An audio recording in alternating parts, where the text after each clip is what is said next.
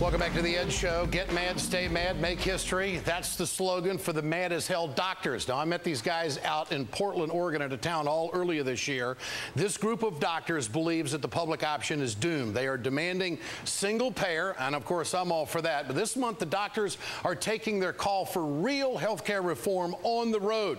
They're driving a bus to Washington, D.C., and making stops in about a dozen states along the way to rally Americans. Tonight, they are in Tennessee. And joining me now from Nashville is Dr. Paul Hochfeld, an emergency room doctor in Oregon, and he is mad as hell. You don't look mad as hell, but I think inside you are, Doctor. Good to have you with us tonight. Thanks, Ed. Good to be here. Well, what's the message? You know, I met you guys out in Portland at the town hall at the that we did out there with KPOJ, and one of the doctors stood up and got after it, and we knew that this was going to happen. But I get a lot of email around the country saying you got to pay attention to these guys.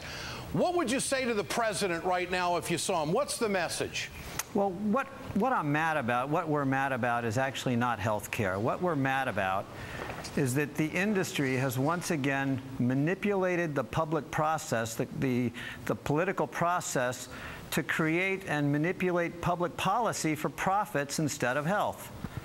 And I think that the industry is just far more powerful within the Beltway than I think even President Obama could even imagine before he was president. And I think he's as much a victim as he is not showing the courage to tell the American public the truth. Thank you. I'm not alone. I'm finding somebody else saying the same thing I am. I think it's a matter of being very direct with the folks.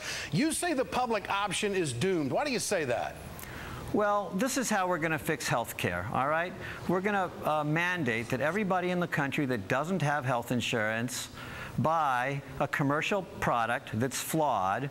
That would be health insurance. And if you can't afford it, we'll make you pay slightly more than you can comfortably afford, and the taxpayer will pay the difference. That's fixing health care. Now, the public plan option isn't available until 2013.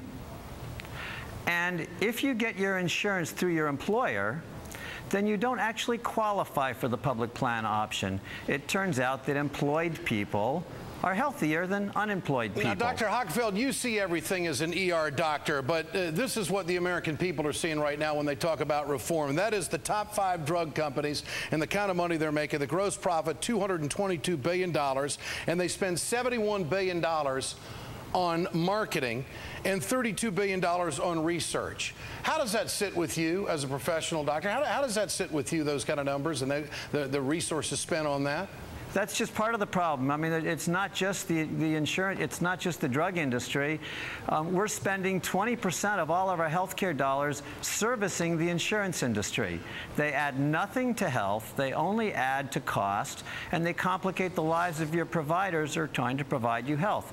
And the drug companies are the problem, and the insurance companies are the problem. For me, getting rid of the insurance companies is not just about saving 20% right off the top.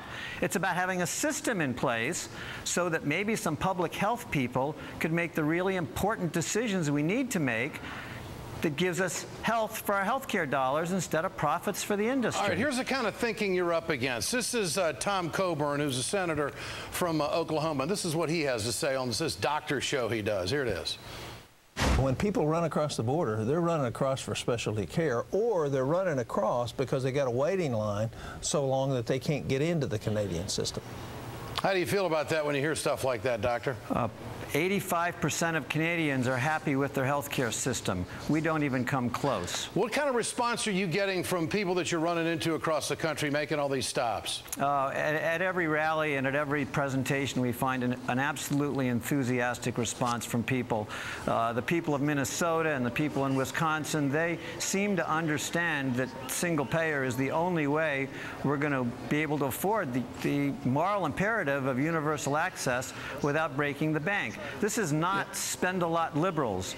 These are fiscally conservative people that understand that we can't throw more money at our healthcare system. This is about doing the efficient thing. Yeah, no doubt. Dr. Hochfeld, when you get to Washington, let's hook up again and do more on this. I appreciate your time, and I know a lot of you guys are taking your personal time to send a message to America. I appreciate what you're doing. I think it's going to have an impact.